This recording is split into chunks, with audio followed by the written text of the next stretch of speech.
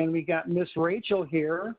And we are so happy. We are so excited. All of you kids across the country are joining us today. We're going to be talking about lawns. And we're really pleased we've got people out here to join Miss Rachel and I. You know, I can't see you, and you can't see me, or you can't see Miss Rachel, so we might have to use our imaginations a little bit. Can we do that? So here's what I want to do. All the kids out there that like lawns and want to learn something about lawns, I want you to raise your hand on the count of 3. 1, 2, 3. Raise your hands. Oh, I see a few hands out there. Really, we are really glad you guys are here to join us. So if you have any questions, Miss Rachel is going to open up the phone lines after I'm done in about 15 to 20 minutes. And you can ask any long hair question that you want to ask. But thank you for being here. Okay, lawn care. You know, lawn care is like science for kids. Have all of you heard of the word STEM? I know my grandkids have. STEM stands for science, technology, engineering, and math. And that's really important that you learn all these STEM classes in your school. Did you know the science of growing plants is called agronomy? And there's people that have jobs as agronomists. And that is something, if you are interested and you like what you see here on the screen about growing grass and growing lawns, there are people, when you graduate from school, there's companies that would love to hire you to grow grass like a golf course. They hire a lot of agronomists to grow grass, and it's a lot of fun being outside working. Did you know some of your favorite sports teams hire agronomists to grow grass, like the New York Yankees, the Minnesota Twins, the Detroit Tigers? They all hire agronomists to grow grass. Lawn care people do. It's a really fun job. That's what I do. That's what Rachel does. And we just wanted you to know that there's a lot of opportunities for people like yourselves when you guys grow up, boys and girls grow up, that there are things you can do with your science in growing plants, and that's called agronomy. So we just wanted you guys to know that. Hey, I know a lot of you kids are off school now, and you've heard this term called social distancing, like we want to just stay away from other people. Did you know that you can social distance right in your own backyard? Social distancing in your lawn, you can actually have a lot of fun. Now, you don't want to have your friends over right now because we don't want to get this virus moving around. But with your brothers and your sisters, your mom and your dad, I know you like iPhones and I know you like your iPads and your TVs. There's nothing wrong with that. But did you know you can actually have fun in your own backyard? Here's a few examples. You could get with your dad and play football. You might get with your mom and play pitch and catch. Get your dad's golf clubs and hit a golf ball around the lawn. Make sure you use one of the little plastic balls and not the real ball. Did you know you could have a cookout right in your lawn? And that's one of the reasons why we have lawns, because lawns are about family and lawns are fun. I put a picture in there about that little beanbag toss game. That game reminded me, when I was a young boy, there was a show called Bozo the Clown, and they had a game called the Grand Prize Game. And I remember them tossing balls into different buckets. These little beanbags and those plates look like the Grand Prize Game I saw. They're a lot of fun. And you could set up your own game. You could make your own Grand Prize Game and have a lot of fun out in your backyard. I put these flowers in because, you know, you could take your lawn and you could even turn that into a garden. You could have a flower garden with these beautiful flowers, or you could have a vegetable garden. Like you could plant one of your favorite vegetables. Does everybody like tomatoes and carrots? You could plant those right in your own garden. So look at, while we're social distancing and you're away from your friends and away from school, think about having fun right in your own lawn. So that's what we would say about why lawns, one of the reasons why lawns are important. Hey, here's something you can tell your mom and dad. Lawns actually benefit the environment. I was thinking about this, Miss Rachel. You know, when you think about those fish in those Disney movies, one was, I think, blue and the other was orange. I think their name was Dory, but I forgot which one was orange and which one was blue. But if you were to ask Dory, what do you think about water that you swim in? Sometimes the fish doesn't really think much about water because they're around it all the time. And, you know, we kind of do the same thing about lawns. We're around lawns every day, around our home, around our school, where we play baseball at. But lawns are really important. And I just wanted to go through a couple things that you can share with your mom and dad. Did you know lawns provide enough oxygen for a family of 4?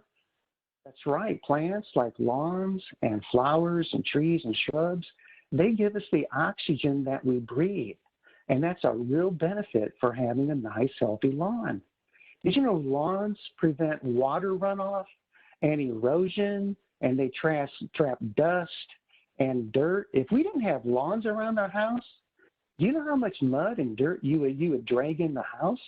I don't think your mom would be very happy about that. Lawns actually have a cooling effect around homes.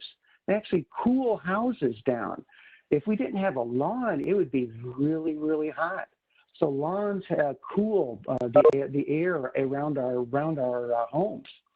One really big thing, you've probably heard about climate change. Did you know grasses and plants absorb carbon dioxide?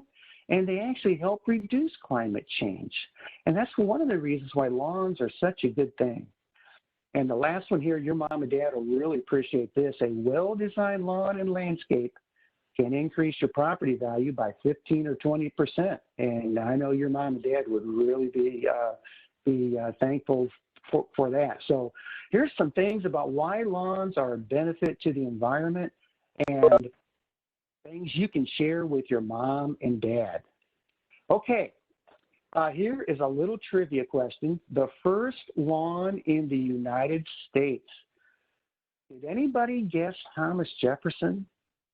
Does anybody know who Thomas Jefferson is? Thomas Jefferson was our 3rd president.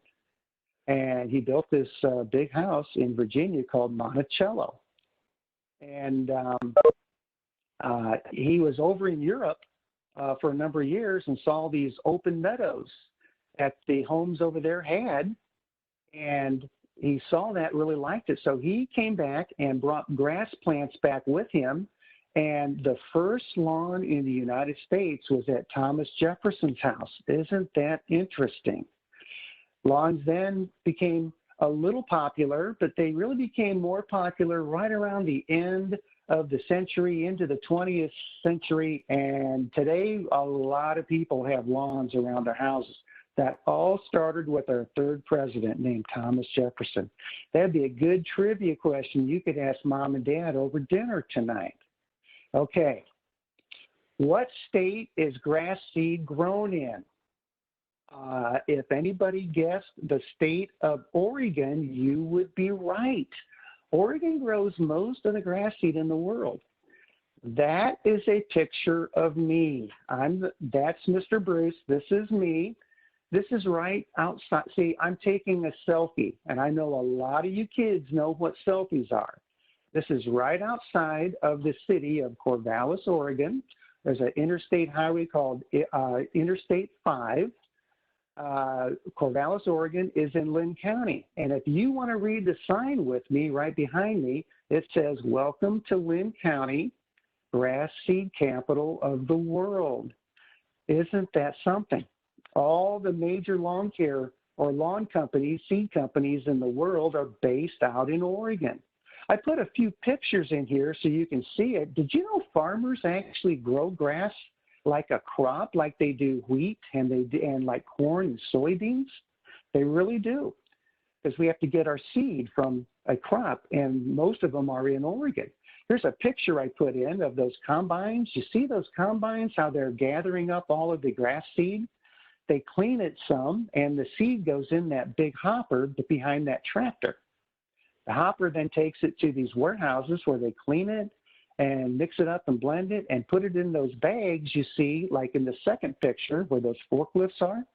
And they store it, put it in bags, and then they put it on trucks that go down the highway, and they put it on trains that go on the train tracks, and they distribute grass seed all across the country, and then it ends up on your retail shelves at your favorite lawn and garden store, and that's how we get grass seed to you. And it all starts with farmers growing grass seed out in Oregon. So now you know the grass seed capital of the world is Oregon. So our next slide.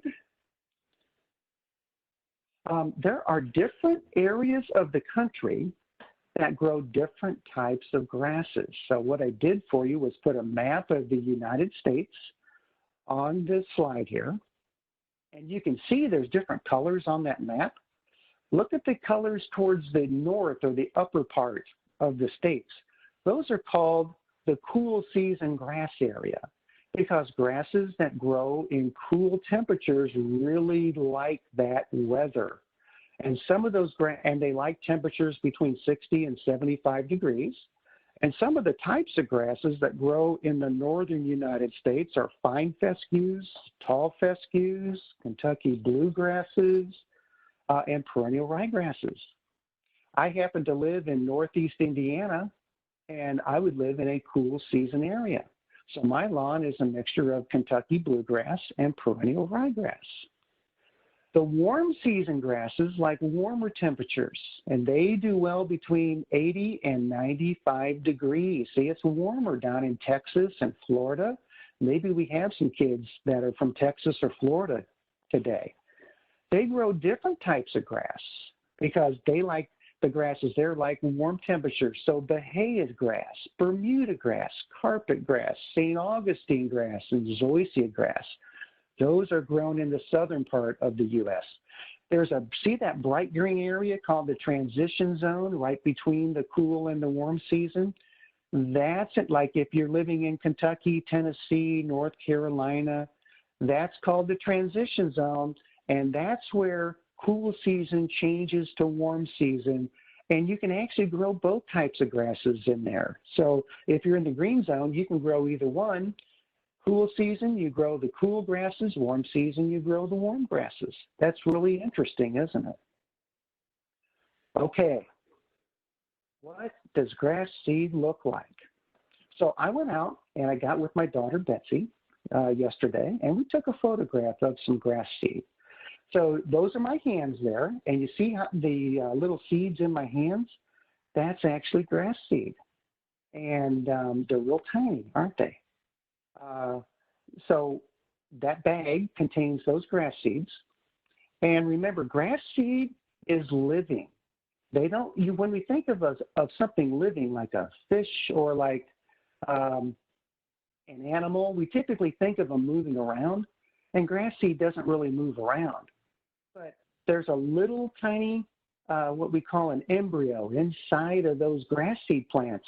And if you provide the basics of water, temperature, sunlight, and the right nutrients, do you know what's going to happen?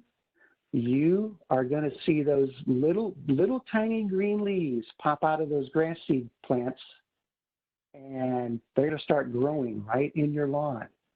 It's like the miracle of nature or the miracle of life. It's really a beautiful thing to see. So grass plants come from those grass seeds, and they need the basics of water, temperature, sunlight, and nutrients. So remember, your grass seed is living, and it needs to be stored properly, not too hot, not too cold. So that's what grass seeds actually look like. So I mentioned temperature, that you have to have the right temperature to grow your grass. Do you know what I did yesterday? I went out in my lawn and I took my lawn's temperature. Has anybody ever done that? It's really fun. I went in the kitchen and got one of our turkey thermometers, the kind you stick in a turkey and measure to see if the turkey's done. And I don't want you taking your mom or dad's thermometer from the kitchen unless you ask for their approval and their permission.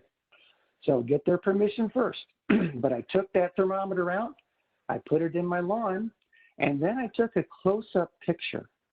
Can you see what temperature that lawn is? You see the number 40, and that red dial is between 40 and 60, almost about halfway. There's a line there that's at 50 degrees, and that little red arrow is pointing just a little bit less than 50. The temperature of my lawn yesterday was 48 degrees. Now, you look at this chart I put in here for you. What is the best temperature for seeds to germinate in your lawn? And if I look through there, I'm looking for the lowest temperature. And that would be like 59 degrees. Some of them are 65, some of them are 68, 59. So my lawn right now is too cold for seeds to germinate. So I don't want to seed now. I want to seed when the weather warms up. And that's going to be probably about 4 to 6 weeks in northern Indiana. So it's important. This is where the science of growing grass comes in, boys and girls. We need to know what the temperature of our lawn is. And if any of you want to take the temperature of your lawn, it'd be nice for you to let Miss Rachel know sometime so we can see what the temperature of your lawn is. The best time to seed your lawn is the best time is late summer, early fall. The second best time would be late spring. So that's taking your lawn's temperature. Couple more slides, and then we'll take a few questions. How do I plant seed? You just don't want to go out there and throw seed over top of your lawn, because seed must be in contact with the soil. And there's a couple ways to do that. For small areas, I use a little hand rake, and you can just scratch up the soil a little bit so you loosen it up and the seed can actually touch the soil. For a big area, that middle picture is called a lawn aerifier. It actually pokes holes down in the lawn. So when you take that, like your red cedar, like that earthway cedar there, you can actually sprinkle seeds and broadcast seeds across your lawn. They'll fall down in those aerifier holes and they'll touch the soil. So remember, your seed has to touch the soil and you don't want to bury it. You just kind of want to leave it right up on the surface and then just kind of roll it or press it or use your foot and just kind of tamp it in a little bit. So that's some tips on planting seed. If you like the presentation today and you like what you're seeing, there's different types of grasses that we can go into next time, like Kentucky bluegrass. That's a cool season used up in the north. There's tall fescue with very deep roots that tolerate drought and hot weather. Number 3, those fine fescues are really good if you want a low maintenance lawn and you don't want to have to go out there and mow it and feed it a lot. Perennial ryegrass is really popular on like sports fields because it germinates fast and fills in bare areas. And then Bermuda grass and zoysia grass are grown in the southern parts of the states like Florida and Texas. Well, kids, I do have grandkids too. On the left is Aubrey and Ethan. They are twins. Ethan was born a minute earlier than Aubrey, so he likes to say he's the oldest brother. And then I've got 2 grandkids in North Carolina. You see Isaac out there playing soccer, and there's little Levi. So I hope you enjoyed this presentation on some of the basics of grass seed, what it is. And I just want to remind everybody, all the kids out there, about science for kids. The science of growing plants is called agronomy. And if you think you would like that, there's a lot of opportunities for you. It's a really fun job. And Miss Rachel, I just want to thank all these kids for being here. And a big thank you from WinField. And I will turn this back over to you.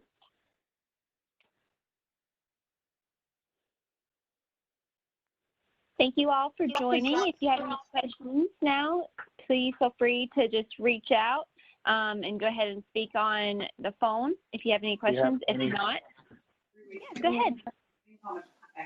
Callie, any questions?